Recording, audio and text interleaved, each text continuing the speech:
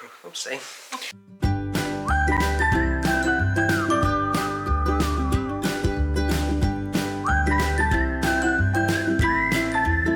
Everybody, and welcome back to my channel. Thank you so much for joining us today, and we have our little special guest. You may know him as Reece, you may know him as Gary, whichever. He's here, and we're going to be doing a couples Q&A. I asked on Instagram if you could send us some of your Q&As that you may have for us, and here we are. So get yourself comfy. Have you got yourself a drink? Yes. So question number one, how did you meet? Do you want to take the floor on this one, or do you want me to take the floor? We met in Bokarev's. I went up town with two of my friends. One of them left because he was too drunk, and then it was just me and my mate left, and he was like, I can't be arsed, I want to go home. So I just started walking through the bar to the exit. I just thought, no, I'm not ready to go home yet. And I just literally stood there on my own. At the bar? At the bar. Then I was about to go home myself, and then Kelly's friend said, are you single? I went, yes, of course. And then she pulled Kelly in front of me. And the rest is history. Your first words to me. What the hell are they? What the hell are they on your legs? Oh, the trousers I was wearing, yes. Yeah, what the hell are them trousers? They look like Adidas poppers. And then he asked me to go outside for a cig. So that leads me actually on quite nicely to the next question. Yes. Is what were your honest first opinions of each other? Which is a very good question. What was your first opinion? Before you're well fit and you've got a right ass. Nice.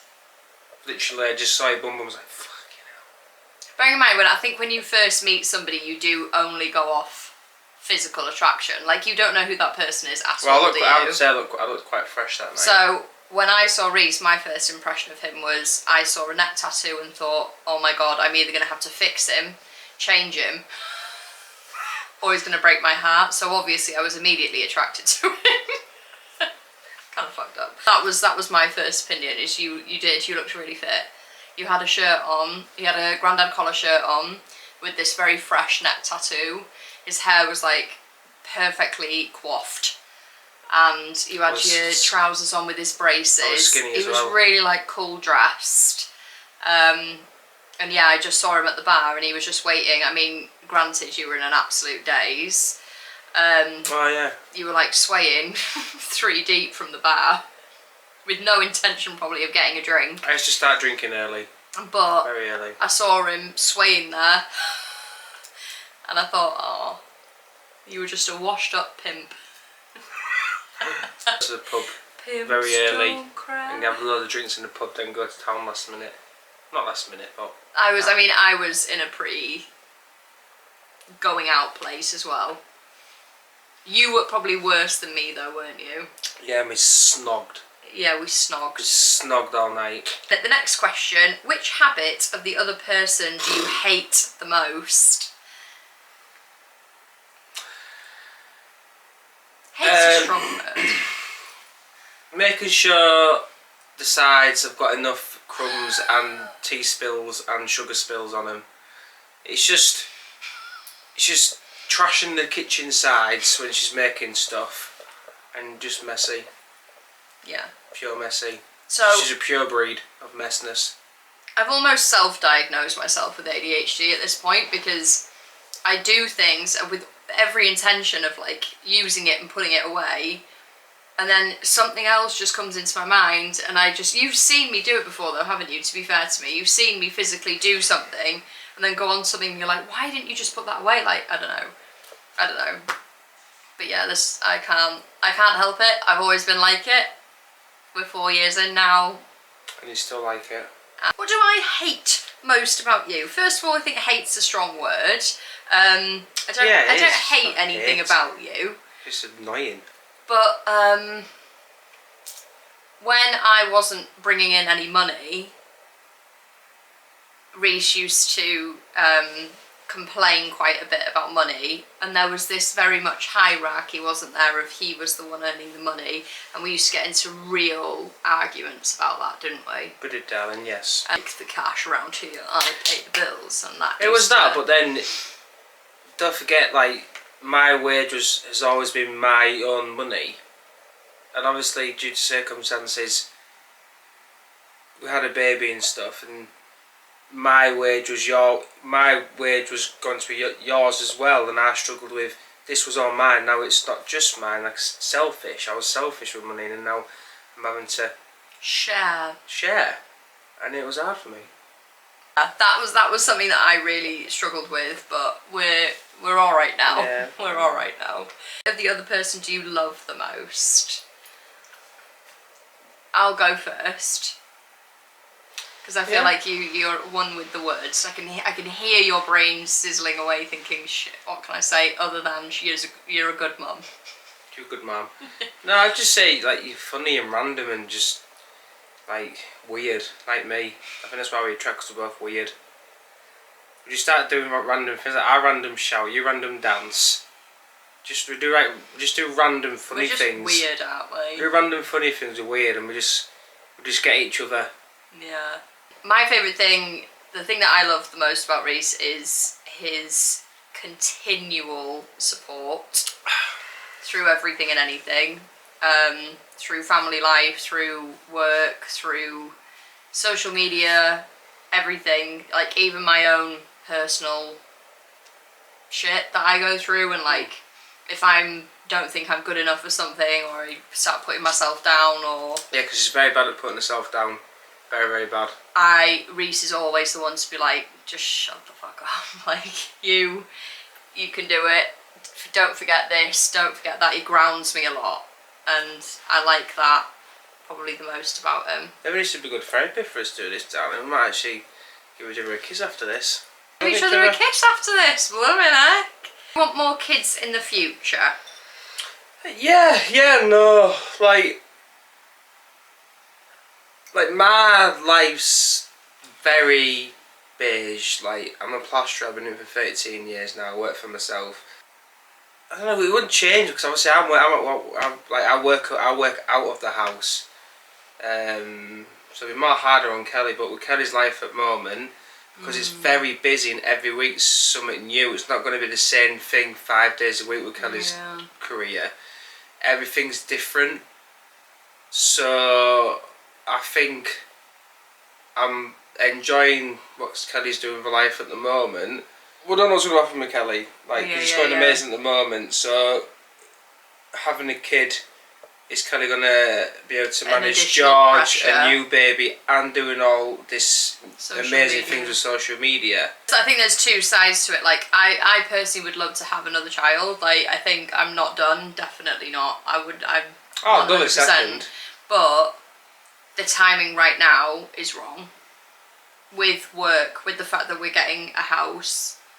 Yes. Everything is just like right now is not a good time. But then at the same time is slipping away from us because George is turning 3 in July, and I don't want this huge gap between them, and I don't want to be older. I mean, I'm 31 now, I'm going to be 32 this year, you're going to be 31 this year, so it's like, I don't know, it's not the right time now, but then it kind of has to be. I don't know, but we do, yes, is the answer to the question, but we don't know when.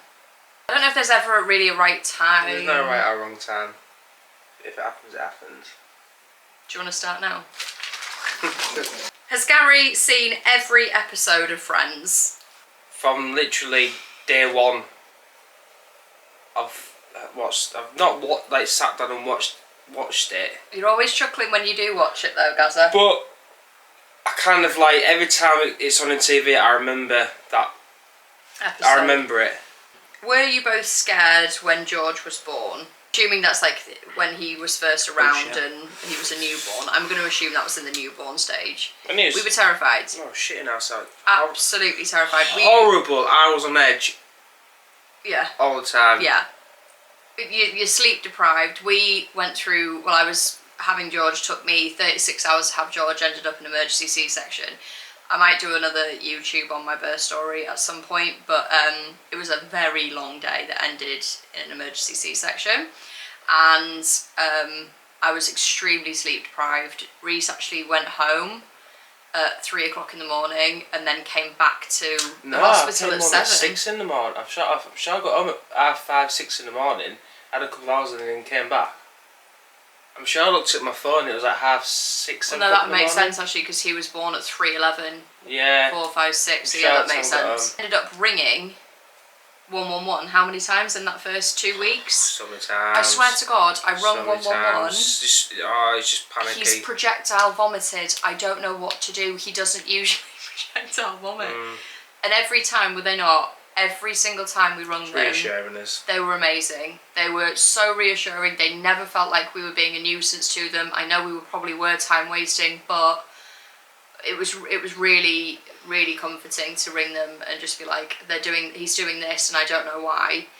And then navigating through breastfeeding and all that was just a different kettle of fish. What scared me really bad is when there was something up with him and we didn't know what it was, and this person couldn't tell us what it is. Like now, I don't get as stressed because George can tell us where it's hurting and stuff like that. Whereas when he's a newborn, if he was screaming in pain, like, what the fuck is up with you? Like, I don't know what's up with you. You can't tell me what's up with you. How do we sort? Like, it's the panic of not knowing how to sort it. Yeah.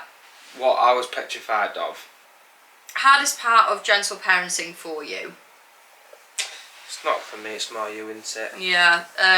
So Reese does do gentle parenting because he does like 70%, 60% gentle parenting. So in my opinion, he still does it. You're doing really well with it, much better than you were definitely at the start. Like the progression that you come along. Calmer with him. Do you think? Yeah. So the progression that he's had, starting gentle parenting and now, like even his whole patience, everything is just getting loads better. And yeah, you are doing it. I still have a tiny kick off every now and again. Oh, yes. But every now and again. Yeah, it's definitely not as often. But it's not as often as it used to be. The hardest part of gentle parenting to me, I think it's really cliche to say, but is being able to be your child's calm in their storm when you're not calm. I find that really hard, and I think a lot of people that are doing gentle parenting find that really hard. But the other thing that took me by surprise that I didn't realise would was how your inner child comes out the longer that you do gentle parenting. Struggled with, or the hardest part for me. Next question, Kelly or golf? Golf. Right. Golf's quiet. And I'm the boss of my clubs. But love you loads, darling. Right. Has your sex life changed since having George? Oh yeah. Oh yes. I've come to terms now that Christmas and birthdays. there is no 9 PM. sex life, and then you have a baby, and then it just completely. I think it's more. Completely is very, very steep, Reese. You're making out like it's once a year. If it's a percentage in a year, I'd probably say like 30%. That's a lie. That is a lie. But I think it's more. It's not the guys, it's girls. Because girls like. Oh, guys are just ready to go all the time. But what our Madness. thing is that I'm a night owl and Reese is a morning person. So I can stay up until 12 o'clock at night, Yes. watching TV, being on social media, doing whatever. And Reese wants to be in bed by 9. I'm not about that life. I'll be up at 6 o'clock in the morning. So we already have completely different bedtimes. And if any of you comment underneath this saying something like, well, why can't you do it in the middle of the day? It's light outside. We're not bloody you crazy cats. Jesus. Changes. Definitely, it's definitely the women. The guys just. Yeah, but I think with women it's like you have the baby and then it's just your whole drive libido is you lose it. You don't have it. I think from my point of view anyway is that when you're at home, especially with a toddler all the time, you're pulled at, you're needed, you're wanted, your body is theirs. You give birth to this baby, they take your body. Like everybody all day is just pulling and tugging at you and wants you all the time. So when the kids get older, does the drive come back? We'll find out. We don't know. To be know. continued, Reese. How long did you wait into your relationship to do the deed? I think it was the first night. So it wasn't a one night stand. Reese was a one night stand. I was a one night stand. Was supposed to be a one night stand. Brutally, truthfully honest. And then he stuck around. So technically it was a one night stand. Yeah. It wasn't a one night stand, no. Because we're 5 years deep now. So that's that. I don't think we've actually told anybody that on socials yet, have we? No, So we haven't. that's today's exclusive. It's like, yeah, it's a question like. But yeah. how did it come about that you came to Mum's house? That's right. So it was around Christmas time. Did we meet on the Boxing Day? No, we didn't meet on the Boxing Day. Yes, we did. Yeah, I just remember coming. I came. It was so bad. Kelly was like, you were so awkward, and was like, so bad. literally, I didn't know who Kelly was. No, because they don't know yet, do they? So we were out in town, and my mum came to pick me up because obviously I wasn't living at home, was I? You had your flat. I had my flat, but Why I wanted did to you? go back to no, Mum's. you're like, why? So I rung my mum. Why did your mum pick you up? Why did she pick me up? Because it was Boxing Day. There's lots of questions to be answered. So around this obviously subject. we woke up He and gets then in the I didn't know car. who Kelly was. Didn't have a clue where I was. Didn't know anyone in this house. I woke up in someone's house like, where the fuck am I? I don't know where. And it's also the middle of nowhere. And then I came downstairs. Your brother's there with one of his ex-partners. Yeah. Making breakfast. All sat down. I stood there like I am stinking hungover. Don't know anyone. We just did bits on the night. And then I'm getting asked, do I want They breakfast? could have heard us. Do I want breakfast and Do you sit want a down with you all? sausage? And your dad, your dad came in and greeted me and stuff. I'm like, oh my god. Now Reece didn't even sit down at the dinner table, like at the table or anything. He just stood like a Stood little near creep the in the door. corner. And I remember him getting a taxi. Why did you make me feel like And then comfortable? And then he got what? Why did you make me feel comfortable? You didn't really speak to me. Just like you sat down and you just speaking Because to it was so awkward. Like, I did talk. If you felt awkward about me, I didn't know anyone. You was in your home comforts at home.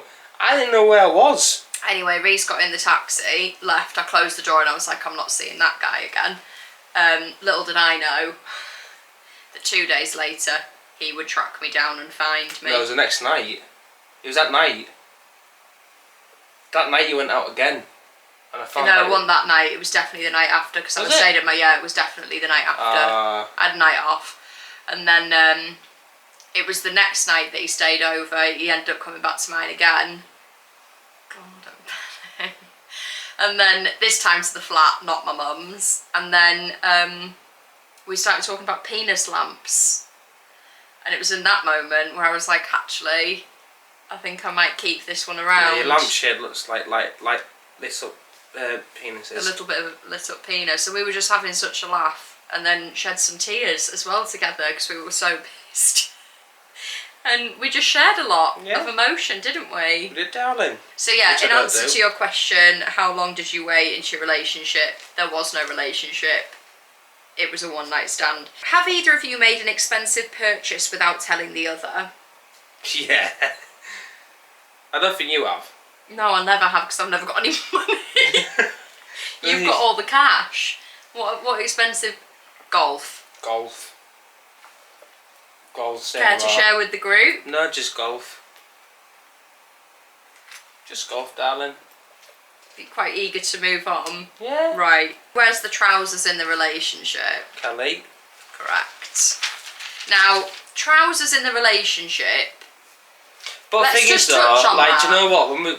When I was playing golf a few weeks ago, Yeah. like all the lads who I play with were all settled down and stuff, and it was on about it. It's like deep down, every guy knows that he is the little bitch in the relationship. The girls are the bosses. I was like, we all won't admit it, but we all know it's true. That the girls wear the pants and we do as our told. They just ask if they can go out and play with their friends. And there was one of the lads that he was playing golf with, for instance, on Saturday. When was it he played? Saturday. Yeah. Sunday today. He was saying, one of his mates was saying, I'm going to go and play another 18. And I said, why don't you go and play? He's like, oh no, Mrs. will kill me. And he was like, I'm not going to go and play because she'll go mad at me. And he didn't end up going. because she knew that she'd get pissed off. Then this one, I thought about after it. inviting me to come to the golf club, was like, I might pop off and do 18. I was like, negative, sir. You've just asked me to come to the golf club and now you're chuffing off to go and do another 18. Yeah, but Who is more likely to survive a zombie attack? me. Me. Shut up, Kelly. You're trying to do therapy sessions with zombies. No. But I can change you. I can change you as a person. What's happening in your life that's led you to be a zombie? Yeah. So how did you get bit in the first place? Where did you get bit? Did you voluntarily get bitten or did you get attacked? And we can work through this. Who attacked you? Are you hungry? Do you want a sandwich? Utty bars, raspberries? Oh no, Raspberry. don't bite me. That's bad. That is. Come on now. Stay back. Kelly just won't last 5 minutes. I don't know because No, Kelly. I'm- You can't run for shit. I can use so You couldn't survive. No, you couldn't. Do you remember that time I ran down the car park? Because I swore yeah. blind when I was drunk.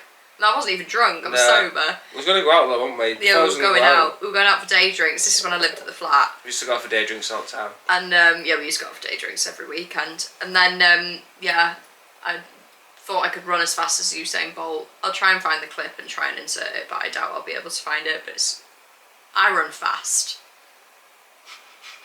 Interesting. You just run distinctive. Distinctive run.